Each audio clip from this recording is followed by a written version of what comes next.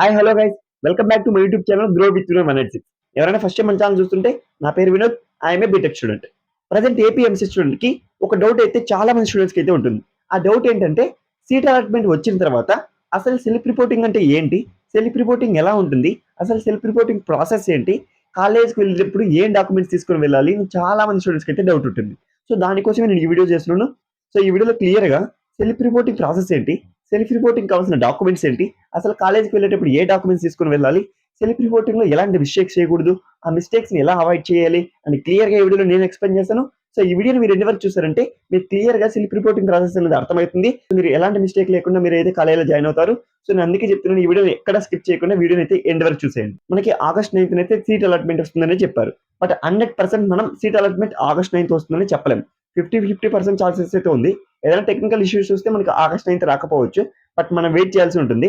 But మీరు ఇప్పుడు ఏం చేయాలంటే సీట్ అలాట్మెంట్ రిలీజ్ అయ్యే లోపు సెల్ఫ్ రిపోర్టింగ్ కావాల్సిన డాక్యుమెంట్స్ ఏంటి క్లియర్ గా తెలుసుకోవాలి. ఆ డాక్యుమెంట్స్ అన్ని కూడా గ్యాదర్ చేసి పెట్టుకోవాలి. సో దానికోసమే ఈ వీడియో చేస్తున్నాను. సో ఇప్పుడు ఫస్ట్ క్లియర్ గా చెప్తాను, అసలు ఇక్కడ సెల్ఫ్ రిపోర్టింగ్ లో మీరు ఎలాంటి మిస్టేక్స్ చేయకూడదని ఫస్ట్ చెప్తాను. ఆ తర్వాత మీకు ఏ డాక్యుమెంట్స్ కావాలని క్లియర్ గా చూపిస్తాను. అప్పుడు మీరు ఒక పేపర్ పెన్ తీసుకొని రాసుకున్నారంటే అప్పుడు మీకు క్లియర్ గా తెలుస్తుంది. ఫస్ట్ ఏంటంటే మనకి self reporting process. Seat allotment వచ్చిన తర్వాత మనకి ఆన్లైన్ లో ఒక సెల్ఫ్ రిపోర్టింగ్ ది అక్కడ మనం యాక్సెప్ట్ చేయాల్సి ఉంటుంది.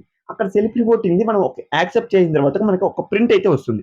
ఆ ప్రింట్ తీసుకొని కాలేజ్కి వెళ్ళాలి. మనం ఆన్లైన్ లో రిపోర్ట్ చేయాలి అండ్ అలానే కాలేజ్కి వెళ్ళి కూడా రిపోర్ట్ చేయాల్సి ఉంటుంది. సో మీరు అఫీషియల్ గా వెబ్సైట్ ఏదైతే ఉందో ఆ వెబ్సైట్ లో మీరు సెల్ఫ్ రిపోర్టింగ్ చేయాల్సి ఉంటుంది. అక్కడ రిపోర్ట్ చేసేసిన తర్వాత అది జిరాక్స్ తీసుకొని కాలేజ్కి వెళ్ళాలి. సో మీరు ఎప్పుడైతే ఆన్లైన్ లో చేసి ఆ సెల్ఫ్ రిపోర్టింగ్ పేపర్ ని కాలేజ్ తీసుకువెళ్తేనే అప్పుడు మీకు సీట్ ఉన్నట్టు. బై మిస్టేక్ మీరు ఇక్కడ ఆన్లైన్ లో మీరు రిపోర్ట్ చేయకుంటే మీకు సీట్ ఉన్నట్టు కాదు. ఇక్కడ మనకు ఒక డేట్స్ అయితే ఇచ్చారు. మనకి 15 లోపు సెల్ఫ్ రిపోర్ట్ చేయాలన్నారు. బట్ మనకి ఆగస్ట్ 9th వస్తే 15 లోపు చేయాలి.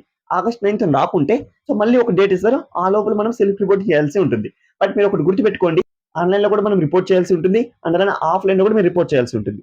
ఒకవేళ సీట్ అలాట్మెంట్ వచ్చిన తర్వాత మీరు ఆన్లైన్ లో రిపోర్ట్ ఎలా చేయాలి నేను మళ్ళీ ఒక వీడియో చేస్తాను. అప్పుడు క్లియర్ గా అర్థమవుతుంది. ఇప్పుడు మనం కాలేజ్కి వెళ్ళేటప్పుడు ఏ డాక్యుమెంట్స్ తీసుకొని వెళ్ళాలి అని క్లియర్ గా ఎక్స్ప్లెయిన్ చేస్తాను. ఇప్పుడు క్లియర్ గా చూడండి, స్టెప్ బై స్టెప్ చెప్తాను. సో మీరు ఒక పెన్ పేపర్ తీసుకుని రాసుకోండి. ఆ డాక్యుమెంట్స్ అన్ని కూడా గ్యాదర్ చేసుకొని మీరు సెల్ఫ్ రిపోర్టింగ్ చేసేటప్పుడు ఆ డాక్యుమెంట్స్ అన్ని కూడా తీసుకుని వెళ్ళండి. ఏ ప్రాబ్లం ఉండకుండా ఉంటుంది. అక్కడ ఈజీగా మీ వర్క్ అనేది కంప్లీట్ అవుతుంది. సో ఫస్ట్ ఏంటంటే APMC seat allotment order. So మీరు సీట్ అలాట్మెంట్ వచ్చిన తర్వాత అక్కడ మనకు ఒక పేపర్ అయితే వస్తుంది. అది ప్రింట్ తీసుకోవచ్చు. సీట్ అలాట్మెంట్ ఆర్డర్ పేపర్ ఒకటి. మీరు కాలేజ్కి వెళ్ళేటప్పుడు అట్లీస్ట్ 3 కాపీస్ అన్ని తీసుకుని వెళ్ళండి. ఒకవేళ ఏదైనా వాళ్ళు జిరాక్స్ అడిగితే అప్పుడు జిరాక్స్ ఇచ్చేసి వచ్చేయచ్చు. సో ఇది most important. Seat allotment order ఒకటి.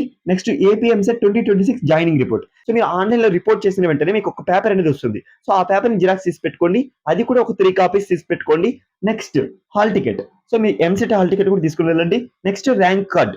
సో మీరు ర్యాంక్ కార్డ్ అనేది ఫస్ట్ లో డౌన్లోడ్ చేసుకుంటారు మీకు ర్యాంక్ వచ్చినప్పుడు. ఆ ర్యాంక్ కార్డ్ కూడా జిరాక్స్ తీసుకుని వెళ్ళండి. నెక్స్ట్ ఏంటంటే SSC marks memo. So 10th class marks memo కూడా జిరాక్స్ తీసుకుని వెళ్ళండి. నెక్స్ట్ ఇంటర్ మార్క్స్ మెమో కూడా మీరు జిరాక్స్ తీసుకుని వెళ్ళాలి. Next 6th class to inter study certificate, ఇది కూడా జిరాక్స్ ఉండాలి.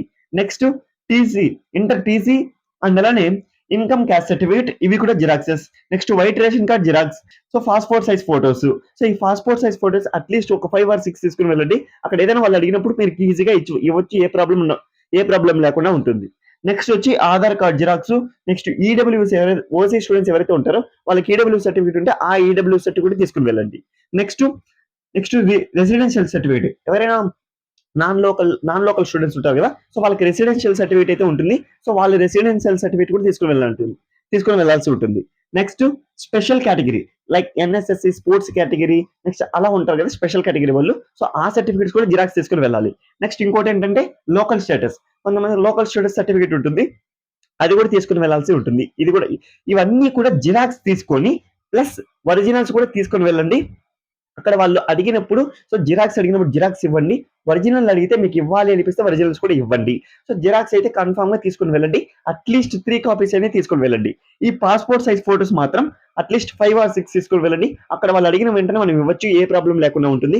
సో ఇవంతా కూడా ఒక పేపర్ లో రాసుకోండి. ఇదంతా ఈ పేపర్ లో రాసుకున్నారంటే మీకు అన్ని కూడా ఒక ప్లేస్ లో గ్యాదర్ చేసుకొని అన్ని ఒక కవర్ లో మీరు ఒక ఫైల్ ఆ కవర్ లో పెట్టుకొని కాలేజ్కి వెళ్ళేటప్పుడు తీసుకువెళ్తే అప్పుడు ఏ ప్రాబ్లం లేకుండా ఉంటుంది. ఏ ఫైల్ కూడా మిస్ అవ్వకుండా ఉంటుంది. ఏ డాక్యుమెంట్ కూడా మిస్ అవ్వకుండా ఉంటుంది. సో నేను దానికోసం చెప్తున్నాను. ఇక్కడ బోర్డులో ఉన్న డాక్యుమెంట్స్ అన్ని కూడా మీరు రాసుకొని ఆ ఆ డాక్యుమెంట్స్ అన్ని కూడా గ్యాదర్ చేసి పెట్టుకోండి. ఇవి మోస్ట్ ఇంపార్టెంట్. అండ్ ఇంకోటి గుర్తుపెట్టుకోండి, మీరు ఆన్‌లైన్‌లో కూడా రిపోర్ట్ చేయాల్సి ఉంటుంది.